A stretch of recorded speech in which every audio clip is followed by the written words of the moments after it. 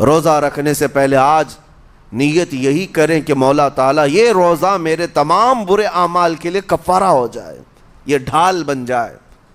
جانتے ہیں آپ اپنے نفس امارہ کو روکنے کا سب سے بہترین آلہ بھوک ہے، بھوک۔ جتنا آدمی بھوک کے ذریعے سے اپنے نفس کو مار سکتا ہے دوسری کوئی چیز نہیں۔ آپ دیکھیں اس رمضان المبارک میں بہت ساری حلال چیزیں آپ کو حرام کر دی گئی ہیں، یعنی سحری سے لے کر افطاری تک۔ میں یہ نہیں کہہ رہا کہ شراب پینا حرام ہے، نشہ کرنا حرام ہے، وہ تو پوری زندگی بھر حرام ہے، لیکن آپ کو چاول روٹی تو حلال ہے نا، سبزے سیب پھل فروٹ تو حلال ہے، لیکن یہ حلال چیزیں بھی اللہ نے آپ پر حرام رکھی ہیں، روزے کے عالم میں نہیں کھا سکتے۔ سحری سے لے کر افطار تک یہ حلال لقمے، پانی تو حلال ہے، پاک ہے، لیکن آپ کے لیے روزے کے عالم میں حرام ہے۔ اسی طرح شادی شدہ مرد اپنی عورت کے ساتھ زندگی بھر کبھی بھی جماع کر سکتا ہے، رات میں سو سکتا ہے، لیکن حالت روزہ میں وہ حلال کام بھی حرام ہے، حلال کام بھی حرام ہے۔ اپنی عورت سے جماع کرنا حالت روزہ میں کیوں روکا گیا؟ کھانا پینا بھی حلال تھا، عورتوں کے ساتھ شباشی بھی حلال تھی، لیکن روزے کے عالم میں ان حلال چیزوں کو روکا گیا۔ تو آپ سوچ سکتے ہیں اس چیز کو، سوچ سکتے؟ وجہ یہ ہے کہ حلال چیزوں سے آپ کو روک کر بڑے حرام چیزوں سے بچانا مقصود ہے۔ آج اگر اپنے آپ میں اتنا کنٹرول کر لے جاؤ کہ چند حلال چیزوں سے دن بھر بچ سکتے ہو، انشاءاللہ رمضان کے بعد بڑی حرام چیزوں سے بھی اللہ آپ کو محفوظ رکھے گا۔ میرے عزیزو، برا ہے ان لوگوں کا جن کو میرے آقا صلی اللہ تعالی علیہ وسلم نے دعائے ہلاکت فرمائی۔ اس سے بدنصیب کوئی ہو سکتا ہے جن کے لیے رسول رحمت صلی اللہ تعالی علیہ وسلم کی دعائے ہلاکت ہوئی ہو؟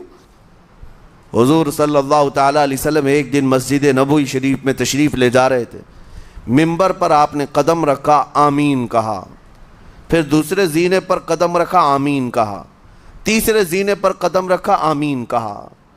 خطبہ مکمل کیا، صحابہ نے پوچھا یا رسول اللہ صلی اللہ علیہ وسلم ہر زینے پر آپ قدم رکھتے ہوئے آمین کس لیے کہہ رہے تھے؟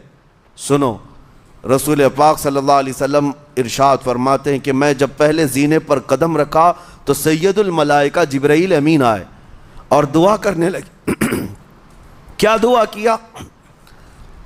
یوں کہا، یا رسول اللہ صلی اللہ علیہ وسلم وہ شخص ہلاک و برباد ہو جائے جو آپ کا نام سنے اور پھر اس کے بعد درود نہ بھیجے۔ حضور فرماتے میں نے آمین کہا۔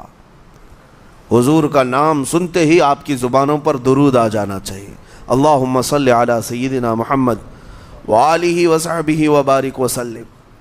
میرے آقا فرماتے ہیں دوسرے زینے پر قدم رکھا تو جبرائیل امین نے یوں کہا، یا رسول اللہ صلی اللہ علیہ وسلم وہ شخص ہلاک و برباد ہو جائے جو زندگی میں اپنے ماں اور باپ میں سے کسی ایک کے بڑھاپے کو پایا اور ان کی خدمت کر کے جنت نہیں حاصل کر سکا بلکہ ان کو ایسے ہی چھوڑے رکھا، ایسا شخص برباد ہو جائے۔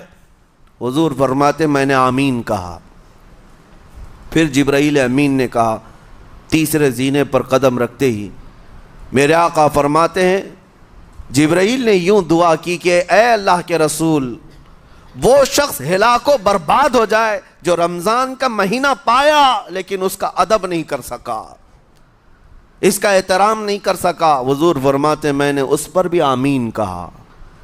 جس کی ہلاکت کے لیے جبرائیل امین دعا کر رہے ہوں اور اس دعا پر سید الانبیاء آمین کہہ رہے ہوں، ایسے شخص کی بربادی کا کیا انجام ہو سکتا ہے؟ وہ کتنا بد نصیب ہوگا۔ اسی لیے میرے عزیزوں، مسلمانوں میں یہ رواج ہی نہیں ہونا چاہیے کہ اٹھ کر کے پوچھتے رہیں روزہ ہے کہ نہیں ہے، روزہ ہے کہ نہیں ہے۔ مسلمان ہے تو روزہ ہے، اور یہ کوئی آپشنلی عبادت نہیں ہے کہ 4 رکھ لیا 2 نہیں رکھا، آپشنلی نہیں، یہ فرض عین ہے۔ ایک روزے کو چھوڑنے کا گناہ فرمایا گیا 600 سال تک اسے دوزخ میں رکھا جائے گا، 600 سال تک۔ یہ معمولی چیز نہیں ہے۔ اور جن کے پچھلے روزے قضا ہو چکے ہیں معاف نہیں ہوں گے. تھپڑ مار لیں گال پہ، توبہ توبہ کر لیں، معاف نہیں ہوں گے. توبہ تو کرنے کے ساتھ ساتھ قضا بھی کرنا ہوگا. جب موقع ملے سال بھر میں اپنے چھوٹے ہوئے روزوں کو واپس کرنا ہے. اس کی اہمیت میں آپ کو بتا دوں، ایک روزہ اگر جان بوجھ کر کے کسی نے توڑا یا چھوڑا تو جانتے ہیں اس کا کفارہ کیا ہے؟ اس کا کفارہ یہ ہے کہ اس کے بدلے میں دوسرے دنوں میں 60 روزے کنٹینیو رکھے. رمضان کا ایک روزہ پورا کرنے کے لیے 60 روزے رکھنے پڑ جائیں گے. ہاں اگر کسی عذر کی وجہ سے، کسی تکلیف کی وجہ سے چھوڑا تھا، بیمار تھا یا سفر میں تھا یا تکلیف کی شدت تھی، اس وجہ سے روزہ چھوڑا تھا، تو اس کے بدلے میں ایک روزے کی قضا ایک ہی روزہ ہوگی. لیکن بغیر کسی عذر کے، شہوت کی وجہ سے، نفس پرستی کی وجہ سے توڑا تھا یا چھوڑا تھا تو پھر 60 روزے رکھنے پڑ جائیں گے. اس سے اندازہ ہوتا ہے کہ ایک روزے کی اہمیت کیا ہے رمضان کے. اسی لیے میرے عزیزو، یہ روزے آسان ہیں، روزے آسان ہیں، اس کو رکھ لو. اس کی جزا بہت بڑی ہے، اس کی جزا بہت بڑی. ویسے بھی آپ دوسرے دنوں میں لیٹ ناشتہ کرنے کے بھی عادی ہیں. ممبئی والوں کا تو حال یہی ہے، 12 بجے کے بعد 1 بجے 2 بجے تو ان کے ناشتے ہوتے ہیں. دوپہر کا کھانا تو شام 5 بجے ہو رہا ہوتا ہے. بس وہ ناشتہ اسکپ کرنا ہے. دوپہر کے کھانے جو آپ کے ہوتے ہیں اس سے اور تھوڑا ایکسٹینڈ کر لیں تو افطاری کا وقت آ جاتا ہے. کوئی بہت بڑی دقت کی بات نہیں، کوئی بہت بڑے بوجھ کی بات نہیں، آسان ہے. آج الحمدللہ ہمارے 5 سال 6 سال کے بچے روزہ رکھ لیتے ہیں، تو بڑوں کو تو اللہ نے جو طاقت عطا کی ہے، روزہ ہرگز ترک مت کرو.